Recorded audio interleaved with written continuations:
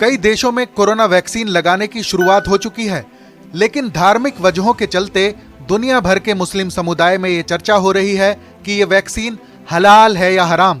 दरअसल किसी भी वैक्सीन को लंबे समय तक सुरक्षित रखने के लिए सूअर की चर्बी, हड्डी या चमड़ी से बनी जिलेटिन का इस्तेमाल किया जाता है, जो कि इस्लाम धर्म में हराम है।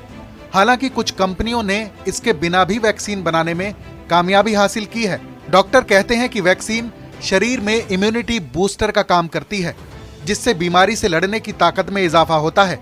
दिल्ली की शाही मस्जिद फतेहपुरी के शाही इमाम मुफ्ती अगर खिंजीर का कुछ भी हिस्सा उसमें शामिल किया जा रहा है तो वो मुसलमानों के लिए कतअन नाजायज़ होगी, हराम होगी और उसका इस्तेमाल मना होगा। लेकिन इसकी तहक़ीक़ होनी चाहिए और इसमें ये देखने की ज़रूरत है।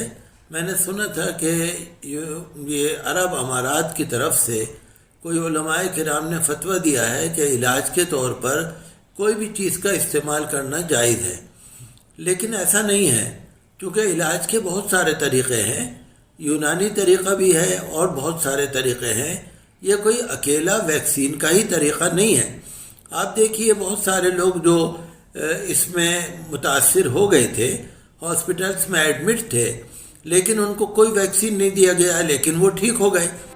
ऐसी सूरत में जब कोई और दवा कोरोना के इलाज में कारगर नहीं होती है, क्या तब भी कोरोना वैक्सीन का इस्तेमाल हराम है? इस सवाल के जवाब में शाही इमाम ने कहा कि इस बारे में कुछ कहना अभी वक्त से पहले होगा। आज बहुत सारी बीमारियां ऐसी हैं हॉस्पिटल्स में, आप देखते हैं, जिनकी दवाइयां मौजूद हैं, जिनकी वैक्सीन मौजूद है, जिनके इंजेक्शन मौजूद हैं। मरते तो वो भी लोग हैं। ये तो है ही नहीं कि इंजेक्शन लगने से सारे ही लोग जिंदा रहते हों। तो जहाँ तक हो सके ऐसी दवा का इस्तेमाल करना मना है।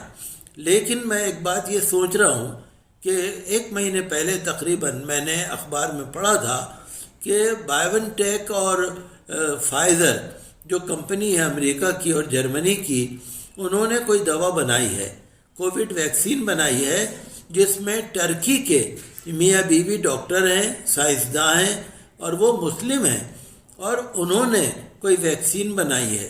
तो मैं उम्मीद करता हूँ कि टर्की के जो डॉक्टर्स हैं, हस्बैंड वाइफ, मैंने न्यूज़पेपर में पढ़ा था, फाइज़र कंपनी ने और बायोएनटेक कंपनी ने जो दवा बनाई है और उन 2 मुस्लिम्स ने उसमें ज़्यादा उसकी रिसर्च की है, तो मैं समझता हूँ कि शायद उसमें ये चीज़ें ना हो जिसके लिए इस्लाम मना करता है। शाही इमाम मुफ्ती मुकर्रम से हमने पूछा कि क्या जान का खतरा हो तब भी इस तरह की वैक्सीन या दवाई इस्तेमाल नहीं की जा सकती, तो उन्होंने सवाल उठाया कि जान का खतरा होने पर क्या गारंटी है कि वैक्सीन लेने से जिंदा बच जाएंगे।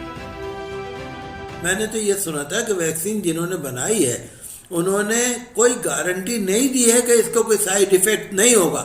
ऐसी कोई गारंटी नहीं है।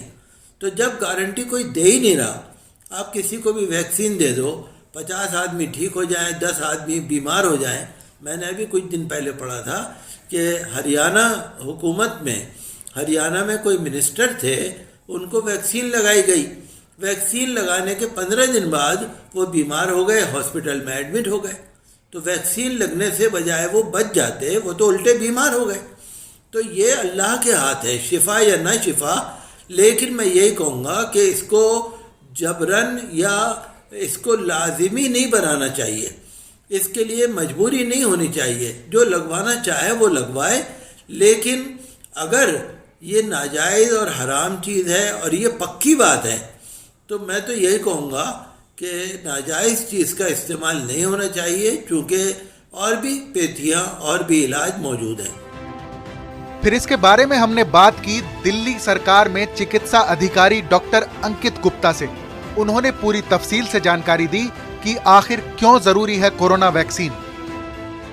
जिस तरीके से कोरोना वायरस हमारे शरीर में एंटर करता है, जब हम कोरोना वायरस से एक्सपोज हो जाते हैं तो हमारे शरीर में एंटीबॉडीज बनती है।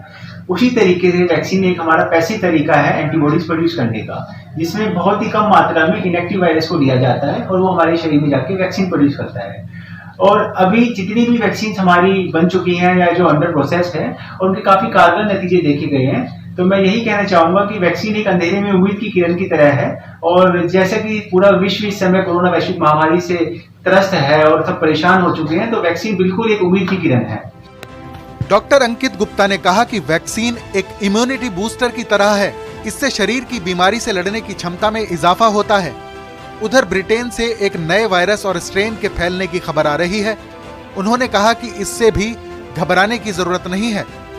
भारत में भी वैक्सीन बनाने का काम अंतिम चरण में है, लेकिन वैक्सीन आने के बाद भी जो सावधानियां हम बरत रहे हैं उन्हें आगे भी जारी रखना होगा।